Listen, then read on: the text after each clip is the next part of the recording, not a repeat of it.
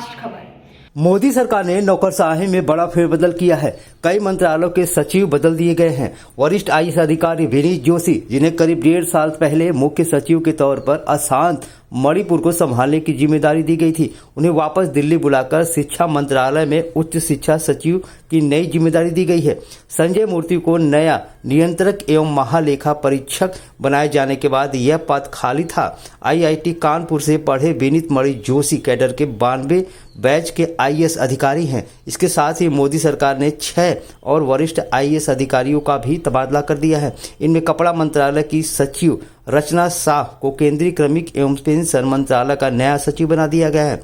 Shah Kerala cadre की 91 batch की अधिकारी हैं। इस बीच रसायन एवं उर्वरक मंत्रालय के फार्मा विभाग के सचिव अरुणीश चावला को वित्त मंत्रालय में राजस्व विभाग का सचिव बना दिया गया है। छत्तीसगढ़ कैडर के 93 बैच के आईएएस अधिकारी अमित अग्रवाल को यूआईआईडी के सीईओ की जगह अब रसायन और उर्वरक मंत्रालय के फार्मा विभाग का सचिव बना दिया गया है। राजस्व सचिव रहे संजय अग्रवाल को हाल में ही रिजर्व बैंक का गवर्नर बनाया गया है। नीलम समीर राव को कपड़ा मंत्रालय का नया सचिव बनाया गया है। संजय सेठी को राष्ट्रीय अल्पसंख्यक आयोग का सचिव नियुक्त किया गया है। आईएएस अधिकारी नीरज शेखर अब राष्ट्रीय उत्पादक परिषद के महानिदेशक बनाए गए हैं। उत्तराखंड बस हादसे में 4 लोगों की मौत हो गई है। दुर्घटना में कई लोग गंभीर रूप से घायल हो गए हैं, जिनका इलाज अस्पताल में चल रहा है। बस अल्मोड़ा से हल्द्वानी जा रही थी। इसी बीच खाई में गिरने से इतना बड़ा हादसा हो गया। बस में तकरीबन 27 यात्री सवार थे। हल्द्वानी जाने के दौरान बस भीमताल के पास 1500 फुट गहरे खाई में गिर गया। हादसे की सूचना मिलते ही एसडीआरएफ, पुलिस, फायर ब्रिगेड और प्रशासन की टीम मौके पर पहुंच गई। स्थानीय लोगों की मदद से राहत एवं बचाव कार्य शुरू कर दिया गया है। बस के 1500 फुट नीचे गिरने के कारण बचाव कार्य में मुश्किलें भी आ रही थी और घायलों को खाई में ही रस्सियों की मदद से कंधे पर लाद कर ऊपर लाना पड़ रहा था। उत्तराखंड के सीएम पुष्कर सिंह धामी ने हादसे में 4 लोगों की मौत पर गहरा दुख जाहिर किया है। एक्स पर ट्वीट करते हुए लिखा है कि भीमताल के पास दुर्भाग्यपूर्ण बस दुर्घटना में 4 लोगों की मौत की खबर बेहद हृदय विदारक है। गंभीर रूप से घायल लोगों का इलाज हल्द्वानी स्थित सुशीला तिवारी सरकारी अस्पताल में किया जा रहा है। एम्स ऋषिकेश के सभी घायलों को हल्द्वानी भी भेजा गया है। उन्होंने ईश्वर से सभी घायलों को शीघ्र स्वस्थ होने की प्रार्थना भी की है। कजाकिस्तान में बुधवार को बड़ा विमान हादसा हो गया है। यहां एयरलाइंस का यात्री विमान लैंडिंग के वक्त क्रैश हो गया। विमान में कुछ 67 लोग सवार थे, जिनमें से 42 लोगों की मौत हो गई है। इस घटना में 25 लोग जान बचाने में सफल रहे। स्थानीय अधिकारियों ने घटनास्थल पर प्राप्त वीडियो के मुताबिक कैप्रियन सागर तट पर कजाकिस्तान के उर्से शहर के पास हुई विमान हादसे में पहले बचाव कर्मी की तत्परता से कई लोगों को बचा लिया गया है।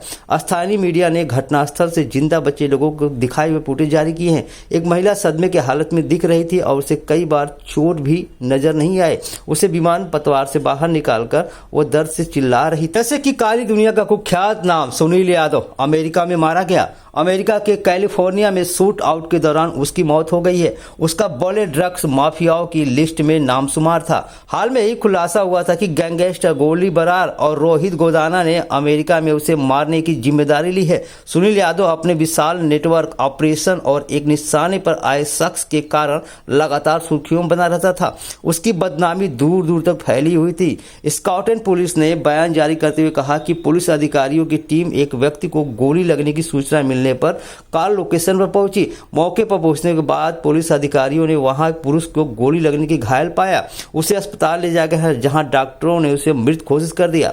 ड्रग माफिया सुनील यादव को शूट आउट की मौत के गैंगस्टर गोली बरात और रोहित गोदाना ने ली है। आमतौर पर अपने घरों से दूर पढ़ने या काम करने के लिए निकले लोगों किराए पर रहने के लिए मजबूर होना पड़ता है। ऐसे में बीती वक्त कुछ में प्रॉपर्टी के दाम बढ़ने की वजह से किराए में भी बेतहाशा बढ़ोतरी देखने को मिली है। ऐसे में किराएदारों के लिए मुश्किलें बढ़ती जा रही हैं। लेकिन इस बीच सरकार ने नए साल से पहले किराएदारों को बड़ी सौगात दी है। जी हाँ, किराएदारों के खाते में अब हर महीने एक निश्चित रकम दी जाएगी।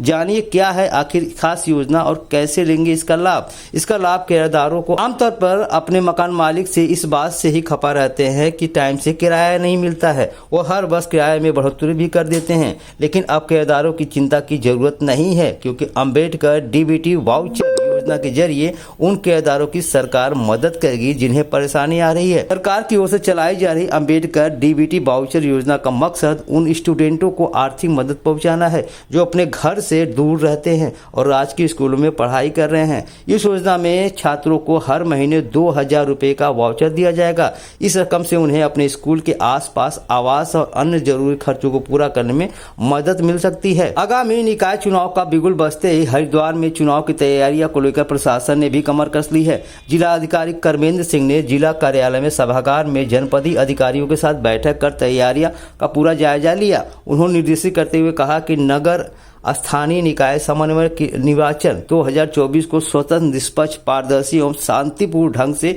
संपन्न कराने का आदेश दिया गया है। उन्होंने सभी नोडल अधिकारियों को चुनाव संबंधित समस्त तैयारियों को समय से पूरा करने का आदेश दिया है।